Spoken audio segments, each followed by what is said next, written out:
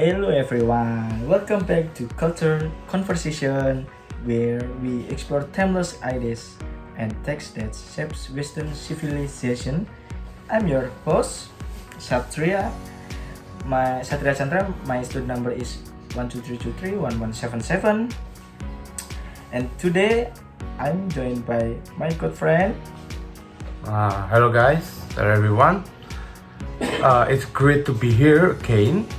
I'm Kusi Satrio Pamungkas with student number 123231242, especially to talk about the book that partially give birth to the word utopia. Hello everyone, I'm Farial Barudin, my student number 1232310. And what school is that is not just about a perfect island, it's about questioning how society works. Exactly. Our topic today is the legacy and significance of Utopia by Thomas More. Well, explore how this one book from 60th century still influence politics, philosophy, literature, and even how we dream about the future. Right. And our discussion, we will follow 5 main points: political and social significance, historical impact, philosophical meaning, literary legacy, and enduring relevance. That's a lot to unpack, but each part connect beautifully. So let's begin with where it all started, politics and society.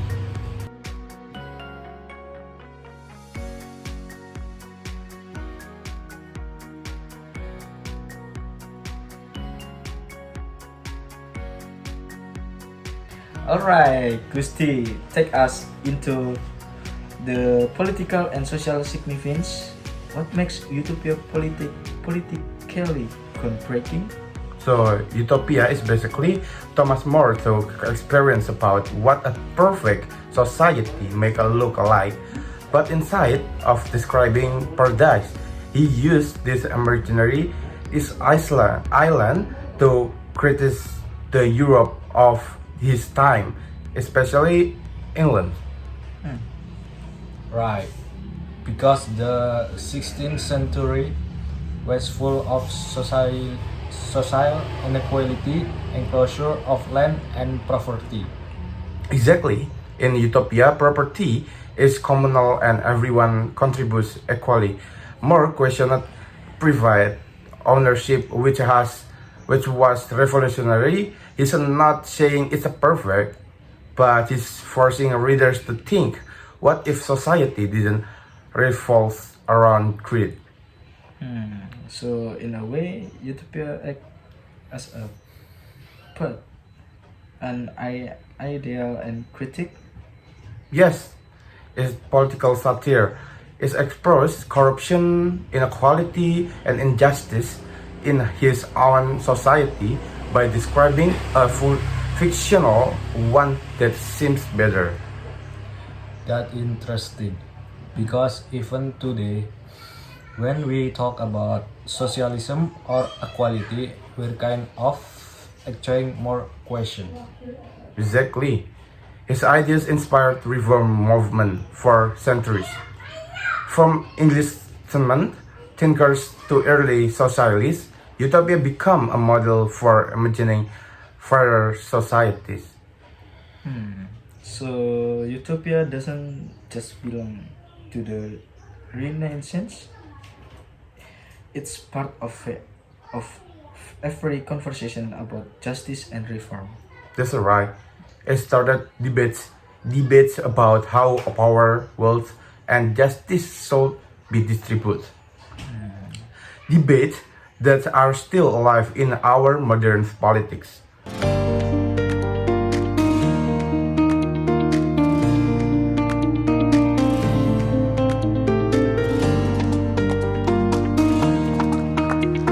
Now, let's move on to its historical context. Gusti, can you give us the Renaissance background? Sure, the Renaissance was this explosion of ideas, rediscovering classical philosophy, science, and humanism. People began to think critically about religion, art, and the state. Utopia was written right in the middle of that wave in 1516. So it fit perfectly into the intellectual spirit of the time, questioning all system and imagining new ones. Exactly. More was a part of a movement that believed reason and education could improve society. Utopia reflected that optimism, but also warned that without moral reform, no system would work. That's really insightful. It's like a combination of hope and realism. Yes, the book became a catalyst for discussion about governance, justice, and equality across Europe. It helped shape reformist thinking, especially during the Reformation. And historically, it's also pushed the idea that human could shape their own destiny instead of just accepting divine order. Exactly, there's a shift from divine control to human responsibility was one of the biggest intellectual revolution and of the Renaissance. So, Utopia wasn't just literature, it was a statement about what it means to be human and rational. Perfect, perfectly said.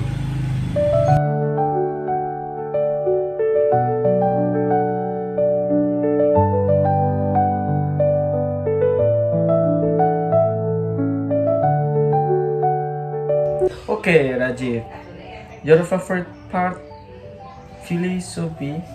What's the deeper meaning of utopia? Haha. Yes, the philosophical layer is fascinating. At its core, Utopia explores whether a perfect society can ever exist, and if it did, what it would cost. So it's not just a political theory, it's also an ethical question. Exactly. More examine human nature, our desires, ambition, and flaws. He suggests, he suggests that maybe the reason societies fall is not because of system, but because of people. Whoa, that's deep, right? So the book kind of argues that perfection may be impossible because humans are imperfect. Yes, and more play with irony. We know that is perfect. Society has issues too. That's what makes the text philosophical. It's not a manual. It is a mirror reflecting contradiction. And that's what makes it timeless because those contradictions never go away. Exactly. Even today, we face the same tension between idealism and realism. Shall we cast the perfect system or focus on improving the one we have? Okay. So in a way, utopia is not about escaping reality, but confronting it more honestly. Yes, and that's what make it brilliant.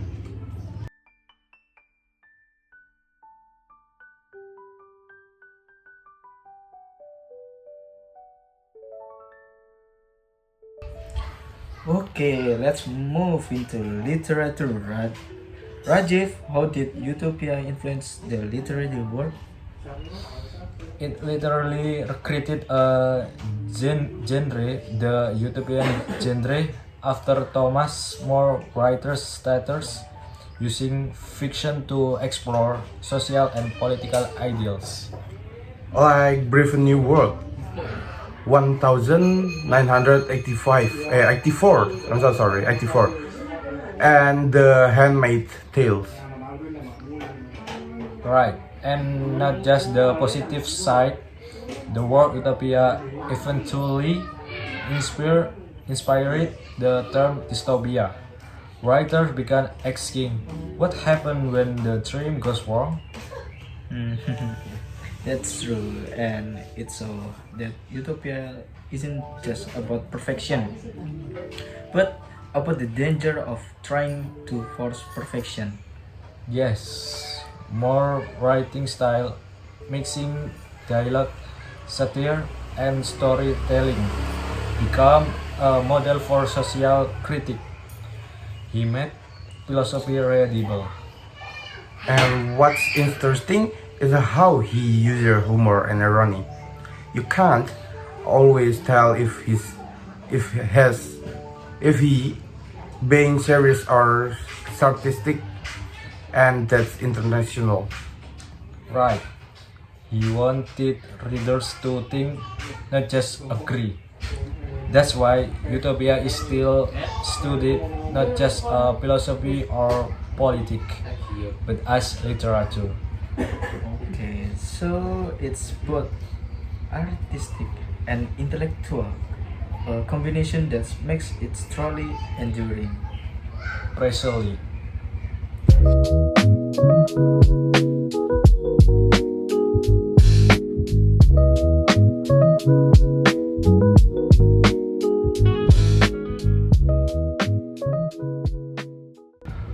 Now, let's talk about today. Why does utopia still matter in the 21st century? Because we're still facing the same moral and social question: inequality, injustice, corruption. The book challenges us to think critically about how our societies function. And it reminds us that imagination is political. Dreaming about a better world is the first step toward change. Wow, that's powerful. Huh? Also, in today's context, with AI, climate change, and global inequality, utopia encourages us to ask, what kind of world are we building? Exactly. It's not about perfection. It is about continuous improvement. So, in that sense, utopia teaches us to balance idealism with practicality, to dream responsibility.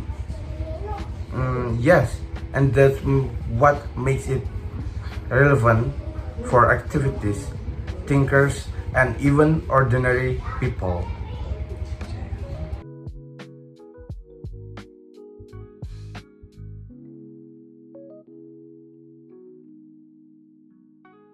Now let's dig deeper. Utopia is often said to reveal as much about human nature as it does about society. Rajiv, what do you think about that? That's great question. I think more understood that every political system eventually faces the limit of human behavior. In utopia, people are educated to value virtue over wealth, but the new that in real life, greed and pride are powerful force. That's right, and that's what makes utopia realistic, ironical, and doesn't use them. People are angels. It use them, they can learn to live bit better through discipline and education. Exactly. So it is not just political fantasy. It is a moral experiment. Can we teach ourselves to be better citizens? A powerful idea. That's education and virtue are the foundation of any good society. And that's still true today. A utopia without moral code would collapse instantly. equality. Okay, another key aspect is religion. Moro was a deeply religious man, so how does Utopia deal with faith and morality? Interestingly, Utopia presents a society that's religious tolerant. People can worship different gods as long as they respect others. That was revolutionary in the 1500s. Yeah, and it shows that's more belief it morality coexist without fanaticism.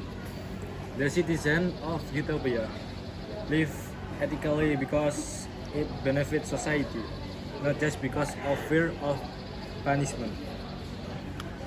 That's pretty modern, is it? Totally, it's anticipative enlightenment idea that moral behavior can come from reason and empathy, not just doctrine. And yet, More himself, was Catholic and later executed for his faith. The paradox at deep, he was exploring freedom of belief while living in a time of religious conflict. So Utopia is both religious and secular, a brand that was ahead of its time. Okay, let's move to something very relevant, economic. Gusti, how does Utopia approach the idea of wealth and work? In Utopia, everyone works, but for the common good, there is no private property, no extreme poverty, and no greed. Work is balanced. People work hours, but their labor benefit everyone. That's fascinating because it challenges the whole foundation of capitalist economy. Exactly. More society focus on equality and sufficiency, not accumulation. It's a radical economic vision, centuries before Marx. And in today's world where inequality keeps growing, that vision feels very relevant. Yes, especially with modern debates about universal basic income, automation, and fair wage. It feels like we're revisiting Utopia question in a new form. Okay, so more basically invite the first post-capitalist stroke experiment. Pretty much, yeah. I think. Okay, let's talk about power. Who holds authority in Utopia and what can have learned from that? I think. Good one. Power in Utopia is democratic in spirit but guided by reason and moral law. Leaders are chosen for their wisdom, not wealth. And they serve the people, not the other way around. There is a sense of accountability that feels very modern. Yes, but more also warns that even in a rational society, power can corrupt. That's why education and civic virtue matter to keep authority ethical. So it's not just about political system, but the moral quality of leadership. Exactly. Utopia teach that justice depends not just on laws, but on the characters of those who enforce them. That's something every generation needs to learn. Okay, before we wrap up, let's look at Utopia influence on modern culture. Rajiv, Oh, it's everywhere from literature to film to even gaming. Every time we see a story about a perfect world gone wrong, that's Utopia's shadow. Yeah, like in Black Mirror, the Hunger Games or Elysium, they all explore what happens when human flaws enter supposedly perfect system. so Utopia didn't just give us hope, it gave us caution. Yes, exactly. It showed that imagining perfection is easy, but living is complicated. Modern culture keep retelling that lesson through dystopias. It's like the cultural conversation. More started 500 years ago, still continues today, just with new technology and new fears. Okay, that's a perfect way to put it. Also- Okay, let's wrap things up with one final reflection each. For me, utopia proves the political imagination is a moral duty. Even if perfection is impossible, the age of imagining a better society makes us more human. I say utopia reminds us to question everything, our values, our system, our habits, because progress starts with discomfort. And for me, utopia is not about escaping reality, but expanding with more vision so that change begin in thought, in daring to dream responsibility. That's beautiful said. Yeah, and still relevant 5 centuries later. Thank you for joining us in this deep dive into Thomas More Utopia. We hope this discussion inspire you to think critically, live ethically, and never stop imagine better worlds. See you next time on Cultural Conversation. Take care, everyone. Stay curious. I'm so sorry, and my friend on the group, our group, Mr. Andy, and our lecturer teach in Western cultural civilization. We changed the background and clues because yesterday we already made the video, but the duration is not enough. And today we made again the video podcast. We say sorry for everything the video. Mr. Andy and our everything lecture teach in Western cultural civilization.